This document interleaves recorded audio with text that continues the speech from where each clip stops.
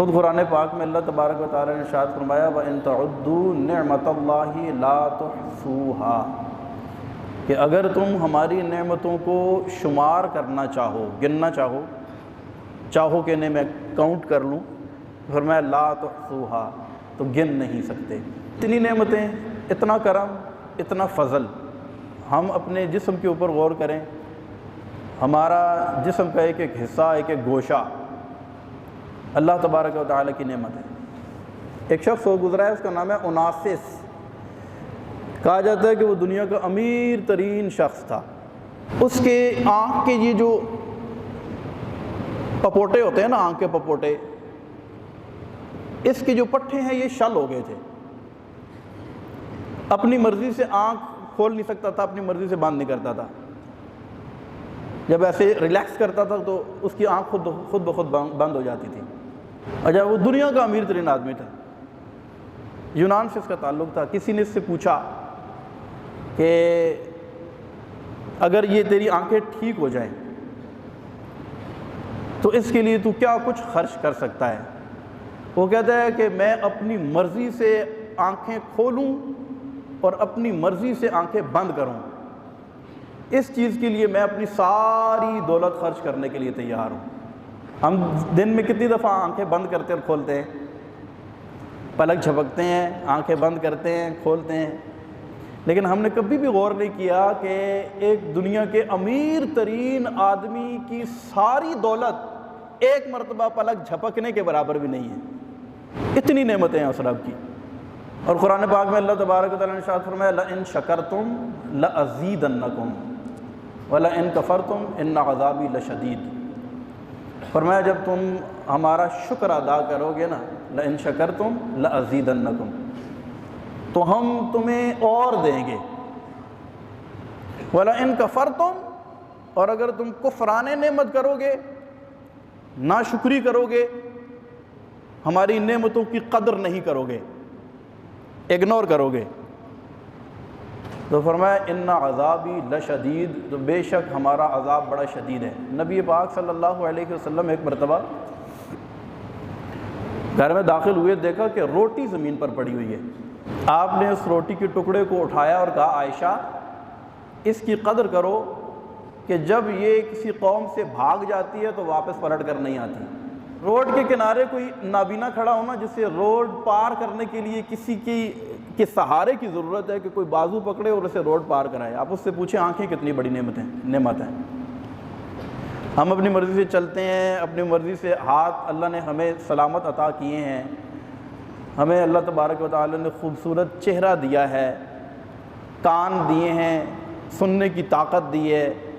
ان میں سے بہت ساری چیزیں ایسی ہیں کہ ایک دفعہ چلی جائیں، چھین لی جائیں، دنیا جہان کے ڈاکٹرز سر جوڑ کر بیٹھیں، انکار کر دیں کہ نہیں اس کا علاج ہی نہیں ہے ہمارے پاس، کیا کر سکتے ہیں ہم؟ یعنی اللہ تبارک و تعالیٰ کی نعمتوں میں سے کوئی ایک نعمت اگر ہم چاہیں کہ ہم اس کو اپنے پیسے سے خریدیں یا ہم اسے اپنی ایفرٹ سے حاصل کر لیں، ممکن نہیں ہے۔ اللہ چاہے تو ہی ممکن ہے۔ اور یہ اللہ تبارک و تعالیٰ کی جو نعمتیں ہیں نا، یہ دینے کے بعد کیا فرمایا کہ میری نعمتوں کا شکر ادا کرو۔ تو اس لیے شروع میں ہم نے اپنی بات کا آغاز کیا کہ اس رب کا شکر ہے جس نے ہمیں رمضان عطا فرمایا ہے۔ کتنا شکر کا مقام ہے۔ پچھلے رمضان میں بہت سارے لوگ دنیا میں تھے، اب نہیں ہیں، دنیا سے جا چکے ہیں۔ ہمیں اللہ نے صحت و عافیت کے ساتھ رمضان عطا فرمایا ہے۔ اور رمضان کے اندر جو ہے اس کی برکتیں کتنی ہوتی ہیں، میں چاہ رہا ہوں کہ میں ایک دو تین باتیں اس میں کور کروں، بہت ضروری ہیں اس ٹاپک کے ہی تحت۔ نماز میں نمازیوں کی تعداد بڑھ جاتی ہے، یہ اللہ کی کتنی بڑی نعمت ہے۔ لیکن یہاں پر یہ میں آپ کی توجہ چاہوں گا کہ بعض ہمارے ایسے بھائی جو نماز میں رمضان شریف کے اندر آنا شروع کر دیتے ہیں، بہت زیادہ ہم اپریشیٹ کرتے ہیں، ان کی حوصلہ افزائی کرتے ہیں۔ اللہ کرے وہ ساری زندگی کے لیے نمازی بن جائیں اور ساری زندگی وہ مسجدوں میں آنا جانا شروع کر دیں۔ لیکن اللہ کے گھر میں آنے کے کچھ ایٹیکیٹس، کچھ آداب خود اللہ رسول نے بیان فرمایا وَمَنْ أَظْلَمُ مِمَّنْ مَنَعَ مَسَاجِدَ اللَّهِ أَنْ يُذْكَرَ فِيهَا اسْمُهُ وَسَعَى فِي خَرَابِهَا۔ اس آیت مبارکہ سورہ بقرہ کی آیت مبارکہ ہے جس میں ارشاد فرمایا کہ وہ اس سے بڑا ظالم کون ہے جو اللہ تبارک و تعالیٰ کے گھر میں ذکر کرنے سے منع کرے اور وہ کوشش کرتا ہے اس کو خراب کرنے کی۔ اس کی تفسیر کے اندر علماء نے مساجد کے آداب بیان کیے ہیں۔ اس چیز کو مد نظر رکھنا بہت ضروری ہے کہ مسجد میں جب ہم آئیں تو ہمیں کن کن چیزوں کو مد نظر رکھنا ہے، کن کن چیزوں کا خیال کرنا ہے،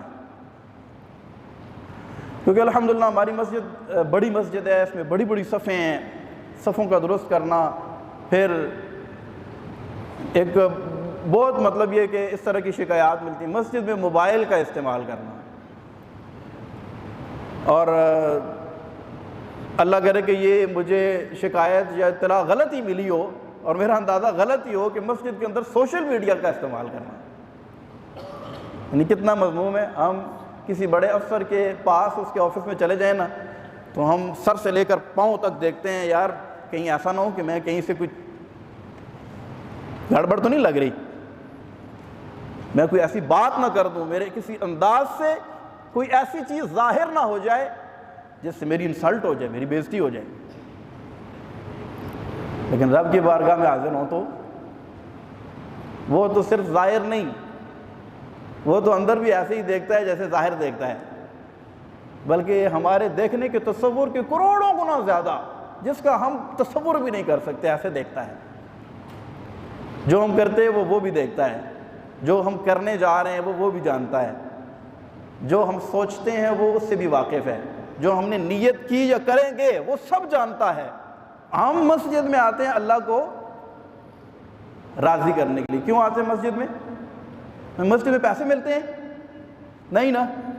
مسجد میں کیوں آتے ہیں؟ اللہ کو راضی، اور اللہ کو راضی کرنے کے لیے گھر سے نکلے ہیں لیکن آ کے اس سے ناراض کر دیں، کتنی بڑی بدقسمتی ہے۔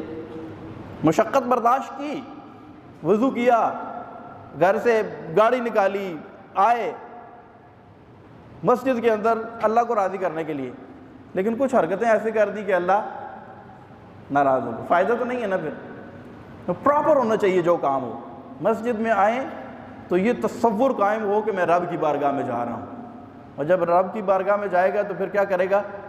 پھر رب کے علاوہ اور کسی سے تعلق اور رابطہ نہیں رکھے گا۔ تراویح کے اندر بھی، باقی نمازوں کے اندر بھی بہت زیادہ اس چیز کو فوکس کریں کہ جس رب نے ہمیں یہ رمضان دیا ہے یقیناً وہ ہمیں بخشنا چاہتا ہے، وہ ہمیں کچھ دینا چاہتا ہے، وہ ہمیں نوازنا چاہتا ہے، لیکن ہم خود ہی اگر ایسا کریں کہ محروم رہ جائیں تو میرا خیال ہے کہ یہ بڑی بد نصیبی ہوگی۔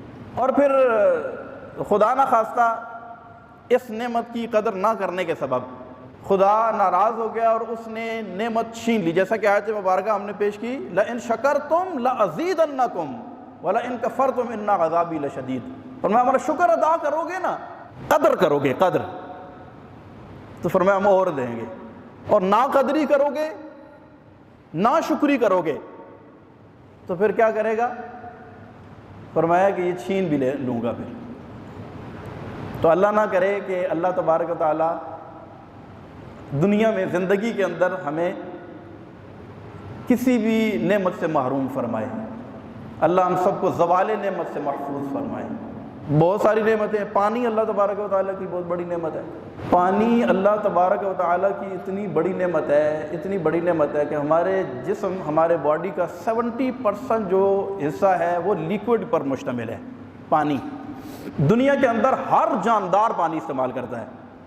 دنیا میں اندازاً بندوں کی تعداد کتنی ہے؟ چلیں بالفرض ہم کہتے ہیں 7 ارب، تو اس کو 10 سے ملٹیپلائی کر لیں تو گویا کہ 70 ارب باقی مخلوق ہے، اور درختوں کی تعداد کتنی ہے؟ ان گنت۔ حالانکہ آپ جانتے ہیں کہ جتنے بھی نباتات ہیں یہ بھی سارے کے سارے پانی پر ڈیپینڈ کرتے ہیں۔ پانی اللہ تبارک و تعالیٰ کی بہت بڑی نعمت ہے، اور کہا جاتا ہے کہ ایک حصہ خشکی اور 3 حصے پانی ہے۔ اور یہ پانی جو ہے کیسے حاصل ہوتا ہے؟ اس کا سب سے بڑا جو ذریعہ ہے جو قرآن میں اللہ تبارک و تعالیٰ نے ارشاد فرمایا، جسے مائع مبارک کہا گیا، وہ بارش کا ذریعہ ہے۔ اچھا، زمین کا 3 حصے جو پانی پر مشتمل ہے وہ سمندری پانی ہے، کھاری پانی ہے، اس کو ہم استعمال نہیں کر سکتے، پی نہیں سکتے، اس کو پینے کے قابل بنانے کے لیے اللہ تبارک و تعالیٰ کا کیسا زبردست نظام ہے. وہ بخارات کی صورت میں اٹھتا ہے، بادلوں میں جمع ہوتا ہے. اب یہ کئی ٹن پانی ہے، لیکن ہمیں نظر نہیں آتا کہ کس طریقے سے یہ بادلوں میں جا کر جمع ہوتا ہے. اچھا، یہ بادلوں میں کیسے ٹینک بنے ہوئے ہیں جو نظر نہیں آتے. آپ اگر جہاز میں سفر کریں، جہاز بادلوں کے اندر سے گزر جاتا ہے، لیکن پتہ ہی نہیں چلتا کہ یہ پانی کدھر ہے. اب یہ پانی موجود ہے، کیوں کہ جب بارش برستی ہے تو کتنے ٹنوں وزنی پانی آسمان سے گر رہا ہوتا ہے، لیکن وہ آسمان میں کہاں چھپا ہے؟ وہ بادلوں کی صورت میں ہے، لیکن وہ نظر نہیں آتا. اللہ اکبر، کیسا نظام ہے اس رب کریم کا. اچھا، یہ سمندر سے پانی بخارات اٹھتے ہیں بادلوں میں، بادل پھر اس جگہ جاتے ہیں جہاں پر پانی نہیں ہے، اور جہاں پر قریب سمندر نہیں ہے وہاں جا کر بارش برستا ہے. اچھا، برسنے کے بعد پھر کیا ہوتا ہے؟ جتنا استعمال ہوتا ہے باقی زمین میں جذب ہو جاتا ہے. آج زمین میں جو پانی ہے، ایک تو بارش برسنے والا پانی صاف پیور بہترین منرل واٹر، اور دوسرا زمین میں گیا، زمین سے نکلنے کے بعد وہ بھی پانی بالکل پیور صاف ستھرا میٹھا پینے کے قابل. اچھا، یہ پانی جو ہے نا، یہ اتنا یوز ہے اس پانی کا، اتنا استعمال ہے کہ ساری مخلوق پانی استعمال کرتی ہے. لیکن اللہ تبارک و تعالیٰ کی قدرت کے قربان جائیں کہ اس پانی کو اتنی ہی وافر مقدار میں اللہ تبارک و تعالیٰ نے مخلوق کے لیے جاری فرما دیا ہے. لیکن یہاں پر ہم بہت زیادہ اس بات پر توجہ کرنے کی حاجت ہے کہ کیا ہم اس نعمت، یعنی اللہ تبارک و تعالیٰ کی طرف سے عطا کردہ پانی، اس کی نعمت کی قدر کرتے ہیں، اور کیا ہم اس کا اس چیز میں شکر ادا کر رہے ہیں؟ یا خدا نخواستہ کہیں ایسا تو نہیں ہے کہ ہم اس کی بہت زیادہ ناقدری کر رہے ہیں اور اس نعمت کو بے دریغ ضائع کر رہے ہیں، اور ضائع کر کے گویا کہ اللہ تبارک و تعالیٰ کے غضب کو دعوت دے رہے ہیں؟ خدا نخواستہ کہیں ایسا تو نہیں ہے. نبی پاک صاحب الاولاق صلی اللہ علیہ وسلم نے دیکھا کہ ایک شخص نہر پر وضو کر رہا ہے. نہر میں وافر مقدار میں پانی ہوتا ہے، تو ارشاد فرمایا اسراف نہ کر، یعنی ضائع نہ کر. بڑے حیران ہوئے، یا رسول اللہ نہر کے اوپر؟ فرمایا ہاں، نہر کے اوپر بھی ضائع نہ کر. وہ کہ ایسا ذہن دیا جا رہا ہے کہ یہ رب کی نعمت ہے، اس کی قدر کر. یہ نہیں ہے کہ وافر مقدار میں آ گیا ہے تو اندھا دھند سے ضائع کرنا شروع کر دے، ایسا نہیں ہے. اور حضرت انس رضی اللہ تعالیٰ عنہ سے بھی اس طرح کی روایت ہے، نبی پاک علیہ السلام نے منع فرمایا وضو بھی کرو تو اس کے اندر پانی ضائع نہ کرو. ہم نے یہ اپنی آنکھوں سے مشاہدے دیکھے ہیں، لوگ اتنا پانی ضائع کرتے ہیں. وضو کے دوران ٹوٹی کھلی ہوئی ہے، آپس میں گپے لگا رہے ہیں، پانی بے دریغ ضائع ہو رہا ہے. وضو کے دوران فل نل کھول دیں گے اور خود وضو کر رہے ہوں گے، وہ ساتھ والے کو غسل کروا رہے ہوں گے، اور بعض اوقات بے دریغ روڈوں کے اوپر پانی بہایا جا رہا ہوتا ہے. یاد رکھیں، یہ پانی اللہ تبارک و تعالیٰ کی بڑی انمول نعمت ہے. جیسا کہ میں نے آپ کی کئی مثالیں پیش کی ہیں، ہم دیکھتے ہیں، اس وجہ سے ہمیں ان دیکھنے والے اور نابینا کی قدر نہیں ہے، کہ نظر کی قدر نہیں ہے کہ یہ کتنی بڑی نعمت ہے. اسی لیے ہمیں پانی وافر مقدار میں مل رہا ہے تو ہم یہ سمجھتے ہیں کہ بس اس کو جس طریقے سے مرضی استعمال کریں. ایسا نہیں ہے، بلکہ اس نعمت کی قدر کرنا بھی ہمیں رسول اللہ صلی اللہ علیہ وسلم نے سکھایا ہے. پھر اس کی کنزمپشن بڑھ جاتی ہے، لوگوں کے استعمال کرنے کا طریقہ کار مختلف ہے. میں آپ کو اپنی مسجد کی مثال دیتا ہوں. ہم یہ نہیں کہتے کہ وہ پانی کم ہو گیا ہے، پانی کم نہیں ہوا، ہمارا طریقہ کار غلط ہو گیا ہے. اگر ہم سب صحیح معنوں میں، جیسا کہ ہمارا مقصد رب کو راضی کرنا ہے، پانی کے استعمال کا طریقہ کار سیکھنے، تو یقین کریں ہمیں کسی بھی چیز کے اندر پانی کے حوالے سے پریشانی نہ ہو. لا اسراف فی الخیر ولا خیر فی الاسراف. فرمایا خیر میں اسراف نہیں ہو اور اسراف میں خیر نہیں ہے. یہ غالباً ایک مقولہ ہے. تو کسی بھی چیز کا فرمایا ان المبذرین کانوا اخوان الشیاطین وکان الشیطان لربہ کفورا. فرمایا فضول اڑانے والے، فضول خرچ کرنے والے یہ شیطان کے بھائی ہیں، اور شیطان اپنے رب کا بڑا ناشکرہ ہے. فضول اڑانا، فضول اس کو ضائع کرنا. تو بحیثیت قوم ہم سب لوگ یہاں پر، اگر دیکھیں الحمدللہ ہم ہزاروں کی تعداد میں یہاں بیٹھے ہوئے ہیں، بہت سارے لوگ مجھے سن رہے ہیں، اگر ہم یہ نیت کریں کہ انشاءاللہ ہم پانی کو بڑے ہی طریقے سے اللہ کی رضا کے لیے استعمال کریں گے. ایک بزرگ رحمۃ اللہ تعالی علیہ کو میں قول پڑھ رہا تھا، کسی گھر میں گئے، یعنی آپ اندازہ کریں اللہ والے کس قدر محتاط زندگی گزارتے تھے. کس قدر رب سے ڈرتے تھے۔ ایک گھر میں گئے، کہا دیکھا تو وہاں پر نل ٹپک رہا تھا۔ ہمارے یہاں نل ٹپکتا ہے نا، نل کا خراب ہو جاتا ہے، پانی ٹپکنا شروع ہو جاتا ہے، دیکھا کہ نل ٹپک رہا ہے۔ انہوں نے دیکھا تو تشویش میں آ گئے، پریشان ہو گئے، کہا یہ نل ٹپک رہا ہے، اس کو ٹھیک کراؤ۔ انہوں نے کہا حضرت آپ بیٹھیں، ہم آپ کو کوئی چائے پانی پیش کریں، کوئی آپ کی خدمت کریں، نل بھی ٹھیک ہو جائے گا۔ کہنے لگے تم اس کو معمولی چیز سمجھتے ہو؟ جب تک تم اس نلکے کو پہلے ٹھیک نہیں کراؤ گے میں تمہارے گھر میں بیٹھوں گا نہیں۔ یعنی کتنی معمولی چیز لگ رہی ہے ہمیں، نل کا ٹپک رہا ہے، ہم تو بعض اوقات جلدی میں ٹوٹی کھلی چھوڑ کے چلے جاتے ہیں، لیکن وہ نل کا ٹپک رہا ہے، کہا اس کو پہلے ٹھیک کراؤ، اس نلکے کو پہلے بند کرو، پھر ہم اگلی کوئی اور بات کریں گے۔ تو ایک قطرہ جو پانی جو ہے، بلکہ ہمیں تو یہاں تک بتایا گیا کہ اگر پانی پینے کے بعد بچ جائے تو اس پانی کو پھینکو نہ۔ یعنی ہم سمجھ نہیں آتی ہم کس طرف جا رہے ہیں، یعنی ہمارا دین ہمیں کیا مزاج دے رہا ہے، کیا سوچ دے رہا ہے، ہمیں کیسا دیکھنا چاہتا ہے، ہمارا رب کیسا چاہتا ہے کہ ہم کیسے بن جائیں، اور ہم کیا کر رہے ہیں۔ فرمایا تم پانی پیو، آدھا گلاس بچ جائے تو وہ آدھا گلاس بھی پھینکو نہ، کہ یہ اسراف ہے۔ یہ ایک پانی کی ہم بات کر رہے ہیں، ہر چیز کے اندر ہم دیکھیں تو ہم بہت زیادہ اسراف کرتے ہیں۔ اللہ ہمیں توفیق عطا فرمائے کہ ہم اس اسراف سے بچ جائیں، احتیاط سے پانی استعمال کریں۔